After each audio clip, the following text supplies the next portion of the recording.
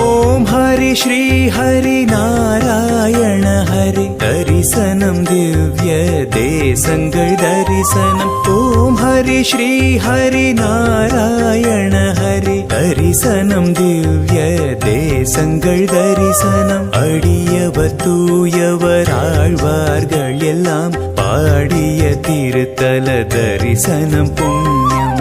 ஒரு மனதுடனே திருவடி நினைத்தால் எதிரினில் நிற்பான் வைகுந்தவாசன். கண்களை தந்தான் கண்ணனை காண 108 திவ்ய தேசங்கள் காண.